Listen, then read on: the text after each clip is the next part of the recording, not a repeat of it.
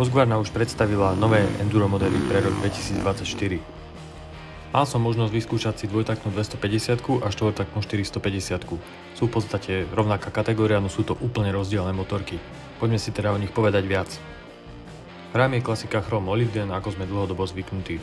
Hlavnou zmenou je ale uchyt zadného tlmiča. Ten už viac nie je uchytený o hlavnú rúru na ráme, ale je viac vystrčený dozadu. Zadný pomocný rám je zloženie polyamidu a hliníka. Poskytuje tak čisté tvary, extrémnu pevnosť, nízku hmotnosť a kompaktné rozmery. K rámu patrí takisto aj kyvačka. Tá je tentokrát tiež nová. Inžinieri dosiahli až 190 gramov úspory, nové tvary uchytenia prepákovania a zadného vodítka reťaze. To je tentokrát zapracované lepšie do kyvačky. Hladké tvary vodítka zabezpečujú, aby príliš netrčalo z motorky a nezachytávalo sa tak o rôzne prekážky v podobe koreňov, kameňov alebo hocičoho iného, čo by mohlo stať vo vašej enduro ceste.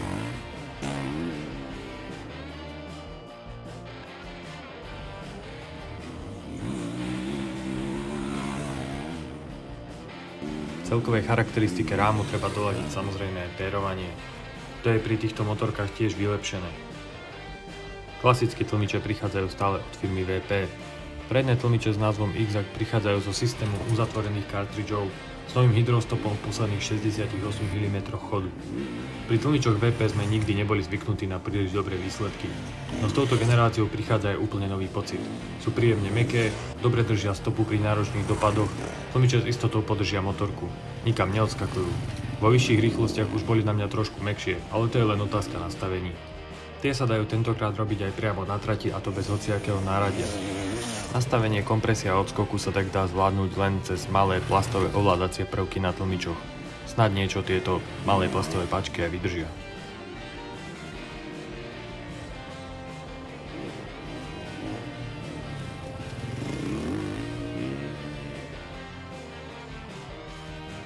No a čo motory? Viac podrobných technických vecí si môžete prečítať na webe Countrycross.sk, ale v skratke asi takto. Motor 4,5 je brutálny. Obrovská sila, okamžitý nástup. Na plyn stačí len pomyslieť a motorka letí vpred. Neviem, kde by som potreboval viac síly, snáď už ani len na rally vložke. Napriek ukrutnej sile má ale dobre dávkovateľný výkon. A prepínač map či trakčná kontrola dokážu čo to napomôcť v ťažkých chvíľach.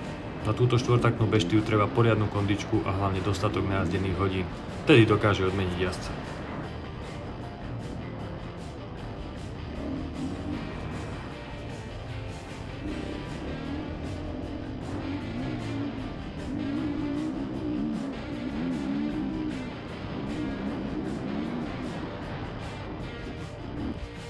Dvá-polka, tá má osadený tiež nový, opäť ľahší motor, nový typ strekovania TBI, kedy sa ale olej stále do motora leje cez samostatnú nádobku. Tento jednoduchý malý motor je ľahko točivý. Elektronická prívera sa postará vždy o správnu polohu, aby bola motorka hocikedy pripravená odpáliť. Žiadne vibrácie, jednoduchosť a ľahkosť prispievajú k dokonalému pocitu, aký 2,5 ponúka. Na motanice po hore, skúšanie hard enduro disciplín, ale aj poriadne vypalováky, na to všetko je táto motorka pripravená. V celkovom dojme z motorky sa mi zdá, že si na nej viem dovoliť viac ako na mojom staršom modeli. Geometria mi okamžite sadla a motocykel je príjemný v každej situácii. Po malých motaniciach pôsobí veľmi ľahko, dá sa pohadzovať cez prekážky bez problémov, pekne padne do ruky. Takisto nové stupačky sú široké a poskytujú dostatok opory. Pri vyšších rýchlostiach motorka pôsobí veľmi stabilne, žiadne roztrasené neisté správanie. Brzdy Bracktech vedia zabrzdiť dostatočne, no pocitovo to stále nie je Japonec. Čo by som chcel trošku inak? Asi len riešky chladičov. Vždy pri čistení mi trvá určitý čas, kým ich zložím a vyťahám spoza nich všetok bordel v strate. Riešky sú ale na druhej strane veľmi robustné a pôsobia ako dostatočná ochrana chladičov, čo je na endure vítaná vec. Popri tom všetkom, ako sú jednoduché diely užívateľsky príjemne spravené, aby sa dal domáci servis vykonať jednoducho a rýchlo, mi to však príde, že tu sa na niečo zabudlo. Takisto neveriacky som sa díval na spodný kryt rámu. Priamo za výfukom, medzi rúrkami rámu, tam, kde lieta všetko blato od predného kolesa, tak práve tam je dierkovaný. Prvé, čo mi napadlo, čo ak bude blato? Nechtiac sa mi to splnilo hneď pri prvej testovačke motorky, kedy začalo poriadne liať.